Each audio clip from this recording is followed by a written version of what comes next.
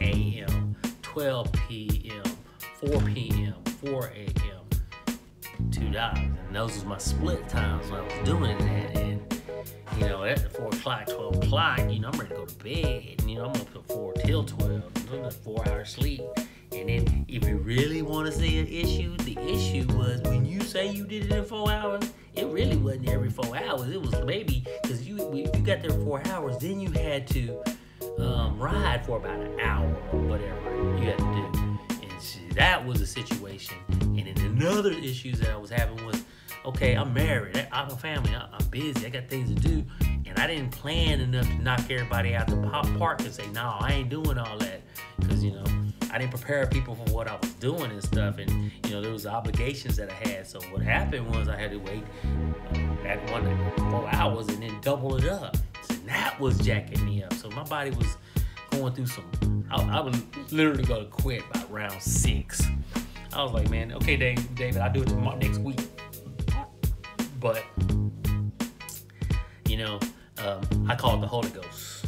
But greater is he that's in me is he in the world. But really, you know, it was just my mind over matter kind of thing, you know, and my understanding, you know, that, and really, David, you know, when you read about his stuff and stuff, he really digs deep into the mind, really the mind situation. So my mind is strong, it's callous, like my hands. That's what I was trying to say. So I'm callous to pain. So I could override that and get back to doing what I had to do, even though I was tired. Cause there was one time, man, I was so tired.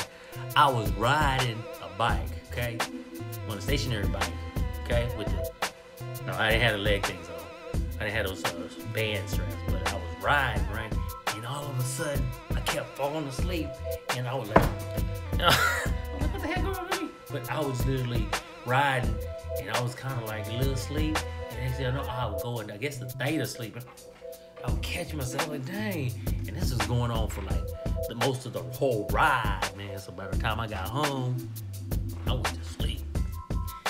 I went to sleep so hard that I kept not hearing the alarm, so the hour moved, so I had to get that in. So then I had to catch up with that. So there was a lot of issues on there. So, you know, I'm planning to tweak it a little bit better, because I know that it's 48 hours, but man, you gotta really, there's a lot of strategic, logistical things you gotta think about, you know. Going raw, I didn't really go too raw, but I had preconception of how I was gonna do it with the ideology of how it was gonna get done and how it was gonna look good. And it wasn't about looking good, it was about, can I survive, okay?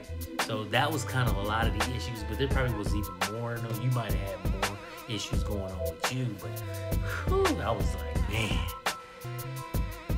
I was happy when I was done, but I did get some sleep and it helped me. But then also, no, I'll move on to that one. But those are kind of the issues that I had. Now I'm going to move on to the next issue, the next point. The next point is the lessons I learned. Well, out of that lesson, you know, I think what I learned, but it was an issue, but it was a lesson. But what happened was, because of the intense riding, you know what I forgot? Stretch. And David taught me, like, before the COVID, really, you know, how to, you know, I was already stretching, but by the time I found David, he was saying he was stretching. So I had been stretching for an hour and a half, 2 hours. So most of that whole COVID experience, I would say 7 to 8 months, I was stretching. At least every time I get up, remember the gyms were closed and everything.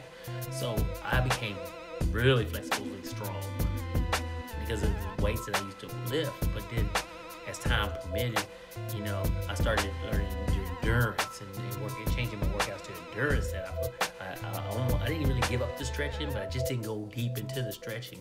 And I'm telling you, that changed everything. Because my body was like, hey man, what happened, man? You forgot you was doing this stuff? So one thing I want to, you know, lesson learned is that I'm going to utilize a day of stretching instead of like, and it's more of a power stretching and stuff, but maybe with a little bit of weights. Because I did pick up kettlebell, and I love kettlebells, y'all. I love the thing. I think I'm going to get a master's in it. But, you know, those are the kind of lessons that I'm learning.